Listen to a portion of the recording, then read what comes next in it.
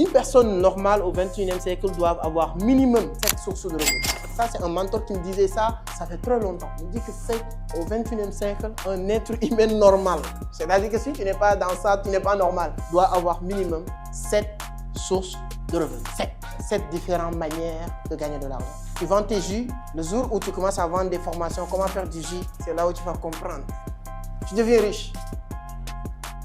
Et là, vous cumulez les deux revenus. C'est beaucoup plus intéressant. Je vous avais dit ça la fois passée, non? Il faut vendre des produits où tu donnes le produit, la personne prend le produit, il te donne l'argent et le produit. Comment tu as fait pour vraiment avoir cette idée de mettre ce métier, cette compétence au-dessus de tout? Ça devient un business aujourd'hui dans le monde de la francophonie. Est-ce que c'est quelque chose que tu as appris, les secrets des algorithmes? Pas du tout. Déjà, moi, dans un premier temps, j'ai fait la comptabilité. À l'école, au lycée, j'ai fait la comptabilité. Au campus, j'ai fait la comptabilité. Et donc, cette voie-là était déjà tracée. Que je serais un comptable dans un bureau, je fais des factures, je gagne de l'argent. C'était ça ma vie qui était prédestinée. J'ai étudié pour ça, j'ai investi de l'argent pour ça. On a payé mes études pour ça. Mais au lycée, déjà, j'ai commencé à avoir cette passion pour tout ce qui est artistique. Les artistes qui font des vidéos, tantôt il est dans une pièce, tantôt il est dans une autre pièce en train de chanter, en train de rapper. Je commençais à me poser des questions. Comment il arrive à faire ça? Pourtant, la musique, c'est une seule bande. Mais tantôt il est dans cette pièce, et puis tantôt il est ici, tantôt il est sur un étage et autres. J'ai commencé à me prendre passion de ce métier, de me dire, ok, c'est possible. Donc, j'avais un petit téléphone à l'époque, je me filmais, je chantais moi-même et je faisais le montage. Je gagnais pas de l'argent jusqu'à ce que ma grande sœur me dise, mais frère, là c'est bien, tu vas à l'école, tout ça, mais ce que tu es en train de faire là, c'est incroyable, hein, tu peux gagner de l'argent avec ça. Même si je pense que à l'époque, les vidéos que je faisais, je trouve que c'était nul par rapport à aujourd'hui. J'ai dit, ok, pourquoi pas? Et c'est comme ça, dès que j'ai eu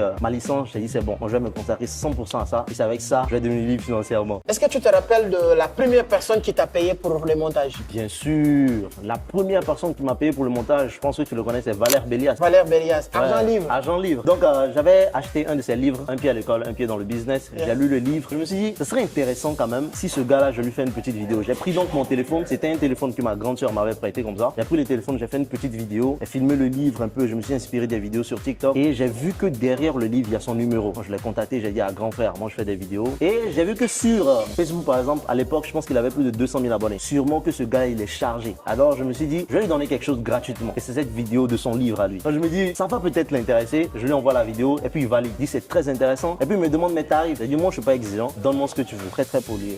Il dit, ok, Joël, vas-y, je te paie 5 € par vidéo. 5 €, je pense, ça fait 2000 francs CFA. Par vidéo? Oui, 2000 francs CFA. Par vidéo. Et c'était des vidéos de publicité. À chaque fois qu'il sortait un livre, je fais la publicité. Les premières vidéos, c'est 2000 francs par vidéo. Par vidéo. Aujourd'hui, tu factures combien? J'ai déjà fait des vidéos, on m'a payé 1000 €. Une vidéo, 1000 €. Bah oui. 600 000 francs CFA. Est-ce que tu te rappelles de la première personne qui t'a payé pour le montage? Bien sûr. La première personne qui m'a payé pour le montage, je pense que tu le connais, c'est Valère Bélias. Valère Bélias, Argent Ouais, Livre. Argent Livre. Donc, j'avais acheté un de ses livres, un pied à l'école, un pied dans le business. J'ai lu le livre. Je me suis dit, ce serait intéressant quand même si ce gars-là, je lui fais une petite vidéo. J'ai pris donc mon téléphone. C'était un téléphone que ma grande sœur m'avait prêté comme ça. J'ai pris le téléphone, j'ai fait une petite vidéo. J'ai filmé le livre un peu. Je me suis inspiré des vidéos sur TikTok. Et j'ai vu que derrière le livre, il y a son numéro. Quand je l'ai contacté, j'ai dit à grand frère, moi je fais des vidéos. Et j'ai vu que sur Facebook, par exemple, à l'époque, je pense qu'il avait plus de 200 000 abonnés. Sûrement que ce gars, il est chargé. Alors, je me suis dit, je vais lui donner quelque chose gratuitement. Et c'est cette vidéo de son livre à lui. Donc, je me dis, ça va peut-être l'intéresser. Je lui envoie la vidéo et puis il valide. Il dit, c'est très intéressant. Et puis, il me demande mes tarifs. J'ai dit, moi, je suis pas exigeant. Donne-moi ce que tu veux. Très, très poli.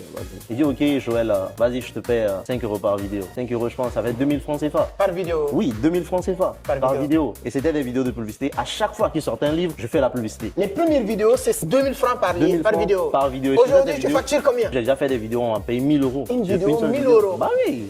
600 000 francs CFA. Aujourd'hui, si vous êtes un vendeur de sandwich, de kebab, un professeur, peu importe qui vous êtes, vous avez l'obligation de mettre un système en place qui peut vous permettre d'escaler, de faire plus que ce que vous pouvez faire si vous comptez sur vous-même. Je donne un exemple. Imaginez, vous êtes un vendeur de sandwich, vous comptez uniquement sur les personnes qui passent dans votre quartier pour acheter vos sandwichs. Vos sens sont minimes pour atteindre certains paliers. Ce que vous devez faire, c'est d'aller-y peut-être sur TikTok, peut-être sur YouTube, peut-être sur Facebook et commencer à expliquer l'importance et comment vous faites vos sandwichs, sont hyper importants ou pas, comment les gens peuvent faire pour mieux vous trouver. C'est hyper important. Si vous êtes un professeur qui est à l'université, qui est en train d'enseigner 2, 5, 10, 100 personnes maximum, tu peux aller sur YouTube, sur TikTok, commencer à enseigner des milliers de personnes. C'est hyper important de comprendre l'importance d'un effet de levier. Peu importe le business que vous faites, peu importe votre secteur d'activité, tu dois comprendre que tu es obligé